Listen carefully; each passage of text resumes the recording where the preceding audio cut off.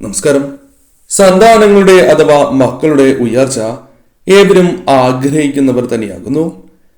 മക്കളുടെ ഉയർച്ചയ്ക്കായി ഏതൊരു കാര്യം ചെയ്യുവാനും മാതാപിതാക്കൾ തയ്യാറാവുകയും ചെയ്യും. അതിനുവേണ്ടിയുള്ള പരിശ്രമങ്ങൾ അവർ നടത്തുന്നതുമാണ്. എന്നാൽ കുട്ടികൾ ഉയർച്ച നേടുവാനും സന്താനങ്ങളുമായി ബന്ധപ്പെട്ട് സൗഭാഗ്യങ്ങൾ വന്നു ചേരുവാൻ ചില കാര്യങ്ങൾ വീടുകളിൽ തന്നെ ചെയ്യുന്നത് ഏറ്റവും വിശേഷമാകുന്നു. പറഞ്ഞു വരുന്നത് ചില അത്ഭുതകരമായ ചെടികളെ കുറിച്ചാണ്.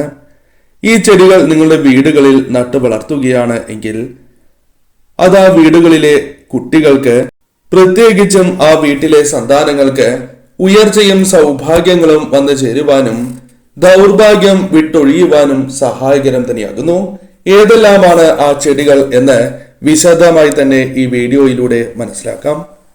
അതിൽ ആദ്യത്തേതായ ചെടി അരൂതയാണ്. അരൂത എന്ന ചെടിക്ക് വളരെയധികം പ്രത്യേകതകളുണ്ട്.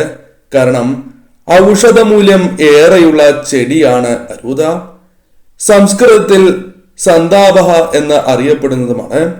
ഇലകളും കൊമ്പുകളും വളരെ മൃദുവും ഔഷധമൂല്യവും ഉള്ളതാകുന്നു. അത്തരത്തിൽ വളരെയധികം പ്രത്യേകതകൾ ഈ സസ്യത്തിനുണ്ട്. എന്നാൽ വീടുകളിൽ വളർത്തിയാൽ പാമ്പുകൾ വീടുകളിൽ വരില്ല എന്നും പരാമർശിക്കുന്നതാകുന്നു.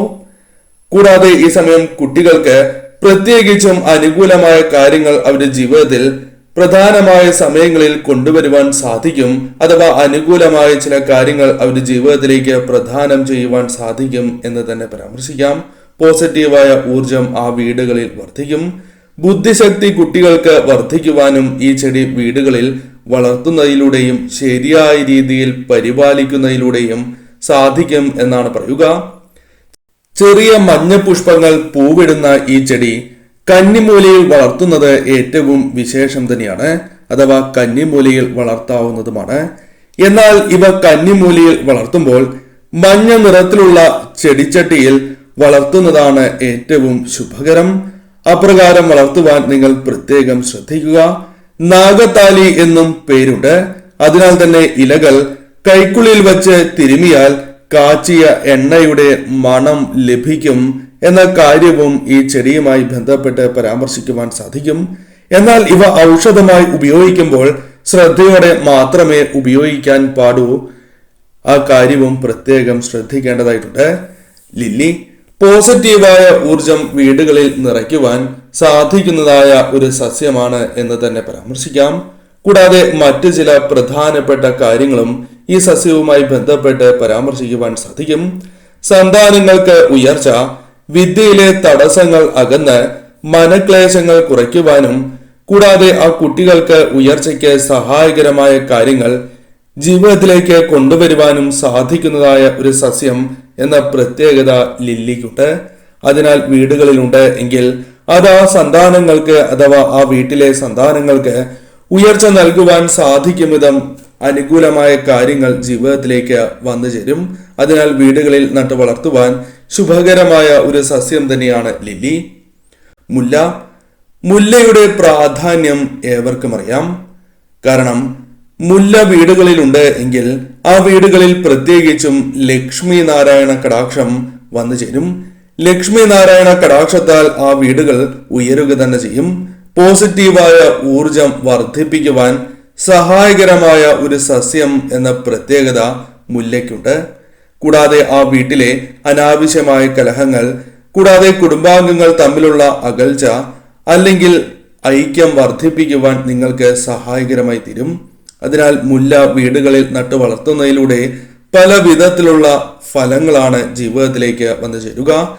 പ്രധാനമായും സന്താനങ്ങളുമായി ബന്ധപ്പെട്ട് അഥവാ കുട്ടികളുമായി ബന്ധപ്പെട്ട് നോക്കുമ്പോൾ കുട്ടികളുടെ ഏകാഗ്രത വർദ്ധിപ്പിക്കുവാനും അനാവശ്യമായ ടെൻഷനുകൾ ഇല്ലാതാക്കുവാനും സഹായകരം തന്നെയാകുന്നു.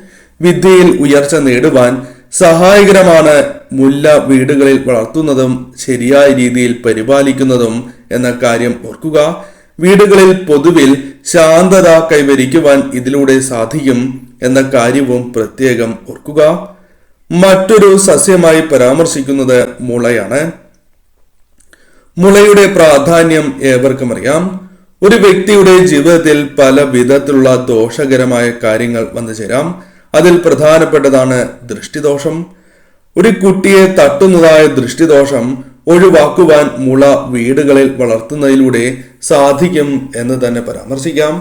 കൂടാതെ ആ കുട്ടികൾക്ക് സന്തോഷകരമായ നിമിഷങ്ങൾ, കൂടാതെ വീടുകളിൽ സന്തോഷകരമായ കാര്യങ്ങൾ സംഭവിക്കുക, ആ കുട്ടികൾക്ക് ഭാഗ്യം വർദ്ധിക്കുക, തന്മൂലം പല കാര്യങ്ങളിലും നേട്ടങ്ങൾ കൊയ്യുവാൻ സാധിക്കുക തുടങ്ങിയ കാര്യങ്ങൾ സംഭവിക്കാം.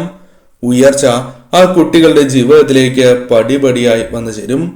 കൂടാതെ പെട്ടെന്ന് വളരുന്ന ചെടി എന്ന പ്രത്യേകത മുളയ്ക്കുണ്ട്. അതിനാൽ തന്നെ മുള വീടുകളിൽ വളർത്തുന്നതും അവ വീടുകളിൽ ഉണ്ടാകുന്നതും സർവ്വ ഐശ്വര്യപ്രദം തന്നെയാകുന്നു. ഈ ചെടികൾ പ്രധാനമായും വീടുകളിൽ നട്ടു വളർത്തുന്നതിലൂടെ ആ വീടുകളിൽ വന്നു ചേരേണ്ട ദോഷകരമായ ഫലങ്ങളെ പോലും തരണം ചെയ്ത് മുന്നോട്ട് പോകുവാൻ സാധിക്കും. എന്നാൽ പ്രധാനമായും ഒരു കാര്യം നിങ്ങൾ ശ്രദ്ധിക്കുക, ഇഷ്ടദേവത അഥവാ കുടുംബദേവതയുടെ അനുഗ്രഹം കൂടി നിങ്ങൾ വർദ്ധിപ്പിക്കേണ്ടത് അനിവാര്യമാകുന്നു. അതിനാൽ നിത്യവും ഈ ദേവതകളെ ഭജിക്കുവാൻ കൂടി പ്രത്യേകം ശ്രദ്ധിക്കുക. കൂടാതെ ഈ സസ്യത്തെ ശരിയായ രീതിയിൽ പരിപാലിക്കാൻ നിങ്ങൾ ശ്രമിക്കേണ്ടതാകുന്നു. ഇത്തരത്തിൽ ശരിയായ രീതിയിൽ പരിപാലിച്ച് മുന്നോട്ട് പോവുകയാണ് എങ്കിൽ ശരിയായ രീതിയിലുള്ള ഫലങ്ങൾ പെട്ടെന്ന് ജീവിതത്തിലേക്ക് വന്നു ചേരാം. അതല്ല എങ്കിൽ കാലതാമസം നേരിടുവാൻ അത് കാരണമായി തീരും. അതിനാൽ ഈ കാര്യം പ്രത്യേകം ശ്രദ്ധിക്കുക. ഈ സസ്യം അത് ഉണങ്ങി നിൽക്കുകയോ അല്ലെങ്കിൽ കേടുപാടുകൾ സംഭവിക്കുകയോ ചെയ്യുകയാണ് എങ്കിൽ ശുഭകരമല്ല. അതിനാൽ ഇവ ഒഴിവാക്കി വീണ്ടും നട്ടു വളർത്തുവാൻ നിങ്ങൾ പ്രത്യേകം ശ്രദ്ധിക്കേണ്ടതായിട്ടുണ്ട്.